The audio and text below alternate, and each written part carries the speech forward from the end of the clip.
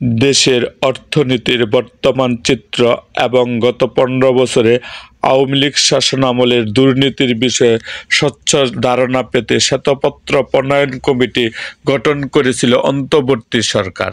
সে কমিটির প্রতিবেদনে উঠে এসেছে যে হাসিনা সরকারের আমলে দুর্নীতি আর স্বেচ্ছাচারের ভয়াবহ চিত্র।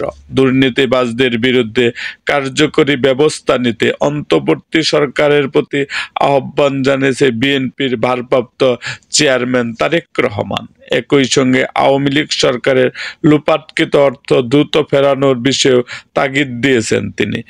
আজ রোববার ৮ই ডিসেম্বর সামাজিক মাধ্যমে করা এক পোস্টে তারেক রহমান বলেছেন, শ্বেতপত্র প্রণয়ন কমিটি প্রতিবেদনে হাসিনা সরকারের আমলে অভূতপূর্ব দুর্নীতির চিত্র উঠে এসেছে।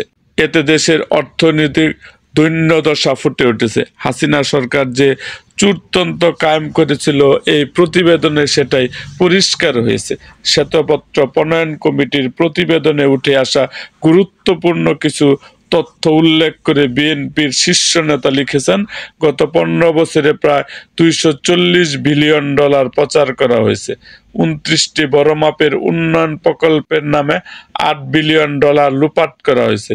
কুইক রেন্টাল প্রকল্প, যেগুলোকে অবকাঠামোগত সমস্যার সমাধান হিসেবে তুলে উপস্থাপন করা হয়েছিল, সেসব আসলে জনগণকে জিম্মি করে দ্রুত পকেট বাড়ি করার পন্থা ছাড়া কিছুই না। পোস্টে রাষ্ট্র সংস্কার বিএনপির ৩১ দফার কথা তুলে ধরে তারেক রহমান বলেছেন, সংস্কার প্রস্তাবের ১৩তম দফায় কার্যকরী দুর্নীতি দমন কমিশন গঠনের কথা বলা হয়েছে। এটা করা গেলে জনগণের অর্থের যথেচ্ছ ব্যবহার ঠেকানোর পাশাপাশি জবাবদিহিতাও তৈরি হবে। এছাড়া দেশের অর্থনৈতিক সব বেদি সারিয়ে তুলতে বিএনপির সংস্কার প্রস্তাবের ১৫তম দফার কথা উল্লেখ করেছেন তিনি। সে দফায় বিএনপির অর্থনৈতিক সংস্কার কমিশন গঠনের কথা বলেছেন। অর্থনৈতিক ব্যবস্থা স্বচ্ছতা আনতে এবং দুর্নীতি রুখতে এই কমিশন কার্যকরী ভূমিকা রাখবে বলে মনে করেন তারেক রহমান। এদিকে শ্বেতপত্র প্রণয়ন কমিটির প্রতিবেদনে উঠে আসা তথ্যের ভিত্তিতে দ্রুত ব্যবস্থা নিতে অন্তর্বর্তী সরকারের প্রতি আহ্বান জানিয়েছেন তারেক রহমান। দ্রুত লোপাটকৃত অর্থ উদ্ধার করে দায়ীদের বিচারের আওতায় আনার তাগিদ দিয়েছেন তারেক রহমান।